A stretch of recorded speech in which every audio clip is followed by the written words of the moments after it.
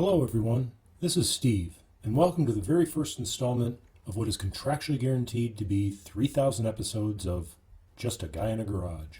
Surrendering to some intimidation tactics orchestrated by a couple of more experienced woodturners, I decided this summer would be the year to embrace this fad we all know as the World Wide Web and post some content to YouTube. Hopefully this doesn't turn out to be like that $79 all-expense-paid trip to Fiji was. What a scam. 2020 represents our third full year in the highly competitive and always controversial sport of woodworking. What you're looking at here are some of the projects completed over the first 2 years.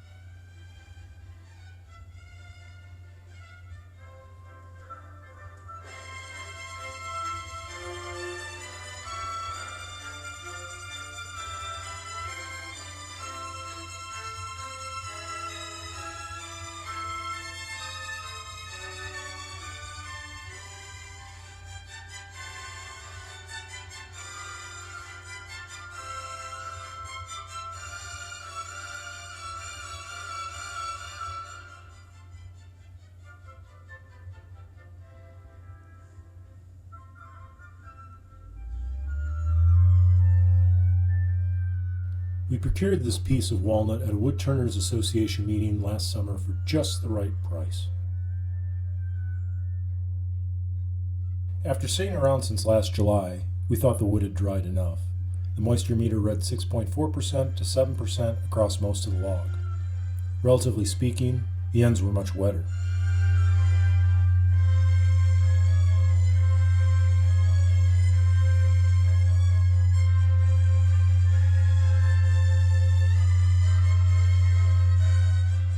We originally expected to pull a 10+ inch bowl from this piece, but after careful inspection, we opted to downgrade to an 8-inch diameter.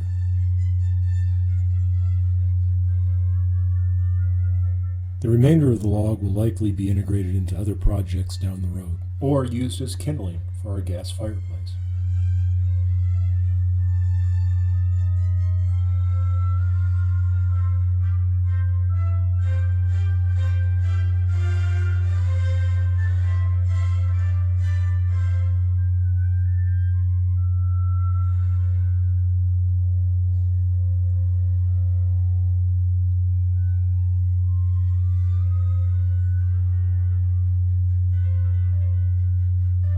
I hope everyone takes a moment to notice and acknowledge the string hanging down from the top of the frame. That's from the workshop light in the garage. Needless to say, my cinematographer and producer were both livid when they saw this footage. Can you tell this is the first video?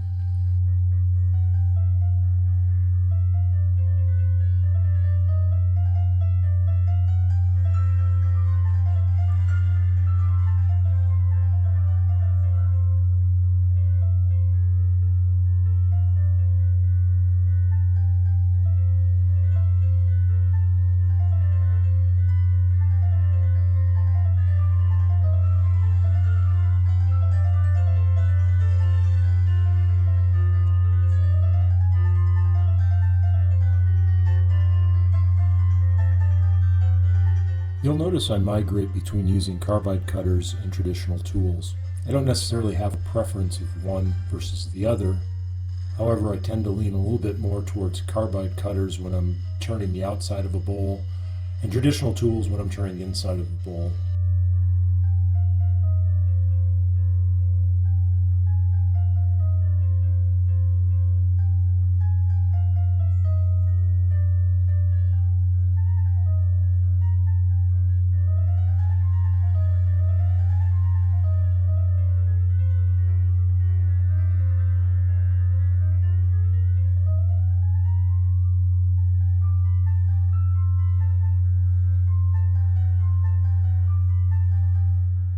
Now that we have this trued up a bit better, the focus shifts towards creating a more appealing shape.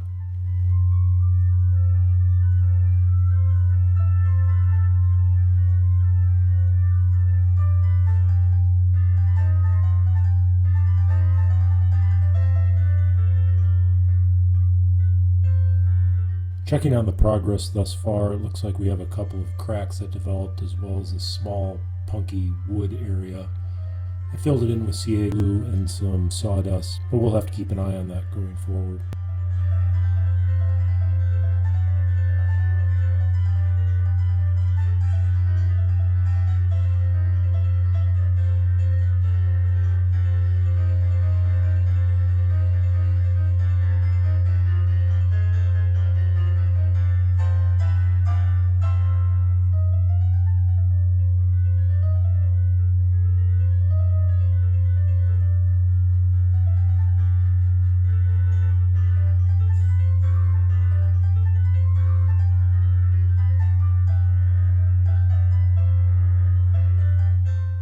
Coming back to the piece the next day, it was apparent to nearly everyone in the lower 48 that the wood had dried pretty aggressively, leaving a couple of notable cracks. Off camera, we filled in the cracks with some sawdust and CA glue and let it set for a few minutes. We added a mortise, flipped the bowl around, and continued to work on the shape of the bottom of the bowl.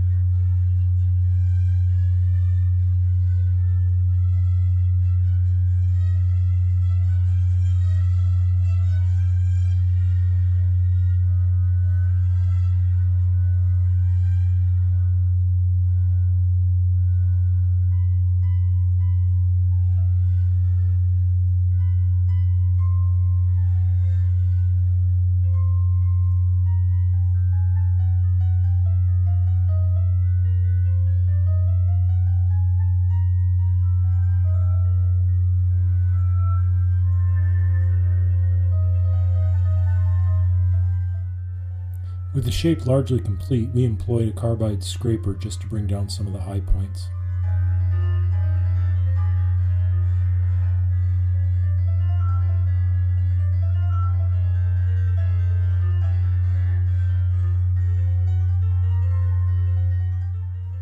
Fortunately, the cracks hadn't expanded any further. A thorough sanding should eliminate the glue marks.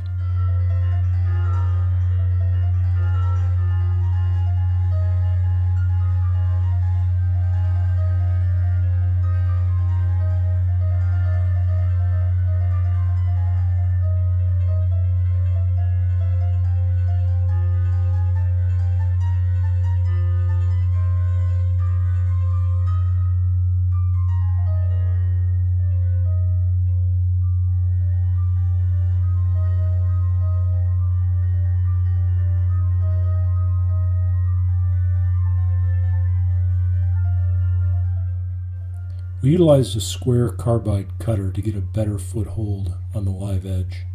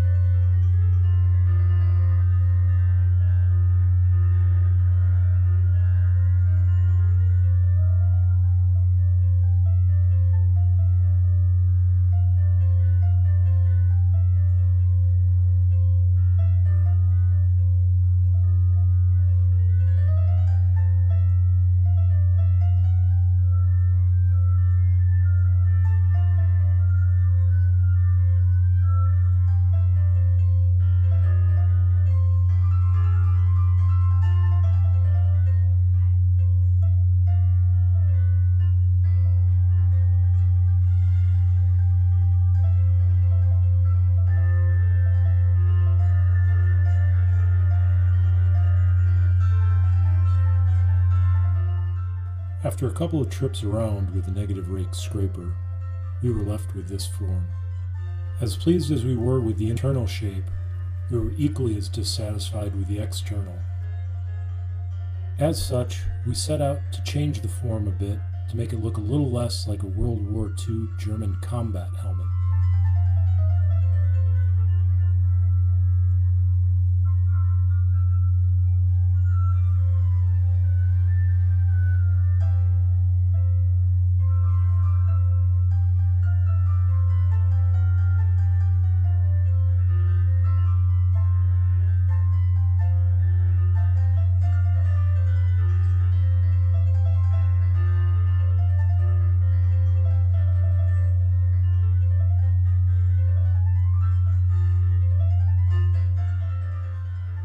With that task largely complete, we moved on to sanding, starting with 100 and 150 grit before moving to 320 and 500.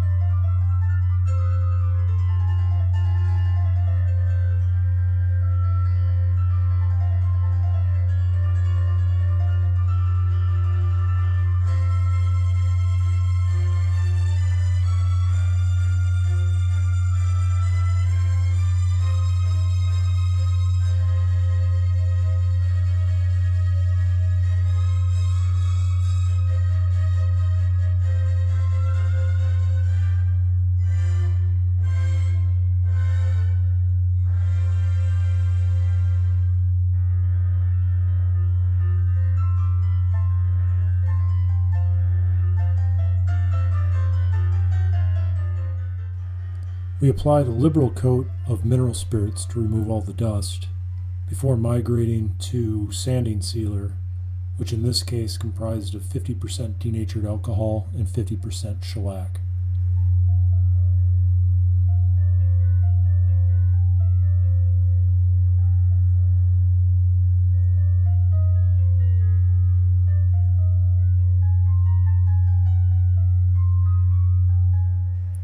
A healthy coat of Axe abrasive paste helped prep the surface before putting on the final finish, which in this case is tung oil.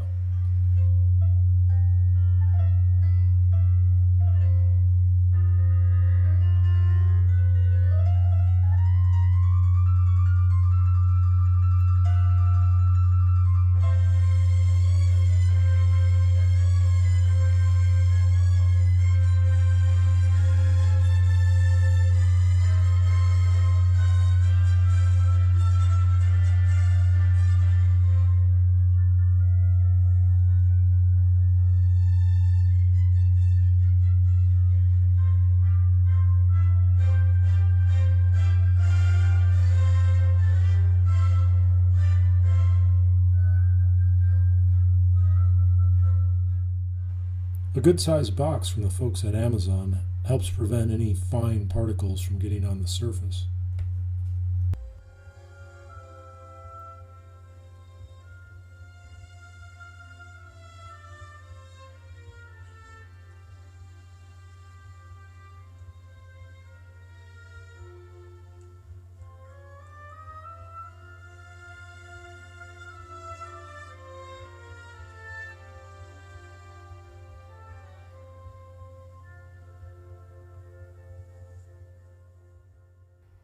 So here's the final product after 4 coats of tung oil, skim sanding with 2000 grit sandpaper in between. Due to the various cracks in the bowl, we left the wall thickness at between 3/8 of an inch and a 1/2 inch.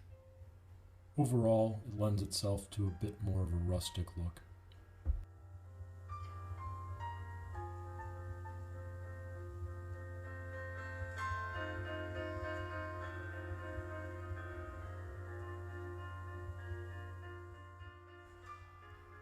As always, thanks for watching.